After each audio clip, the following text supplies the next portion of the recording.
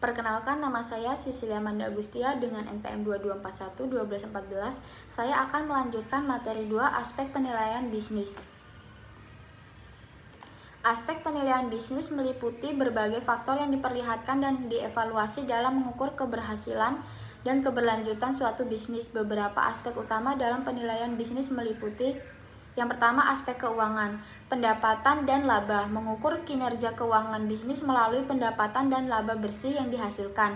Arus kas, evaluasi kemampuan bisnis untuk menghasilkan arus kas yang stabil dan cukup untuk memenuhi kewajiban finansialnya. Neraca, menganalisis kesehatan keuangan bisnis melalui perbandingan aset, kewajiban, dan ekuitasnya. Yang kedua, aspek operasional, efisiensi operasional, memeriksa beberapa efisien proses operasional bisnis dalam menghasilkan produk atau layanan, kualitas produk atau layanan, menilai kualitas produk atau layanan yang ditawarkan oleh bisnis dan tingkat kepuasan pelanggan.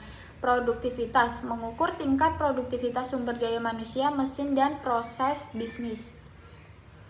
Yang ketiga, aspek pemasaran, segmentasi pasar, memahami dan mengidentifikasi segmen pasar yang tepat untuk produk atau layanan bisnis. Strategi pemasaran, menilai strategi pemasaran yang digunakan untuk menjangkau dan mempertahankan pelanggan. Branding and citra, mengevaluasi citra merek atau brand image dan strategi branding yang mendukung pertumbuhan bisnis. Yang keempat, aspek manajemen dan organisasi, keterampilan manajemen, menilai keterampilan dan pengalaman tim manajemen dalam mengelola bisnis secara efektif.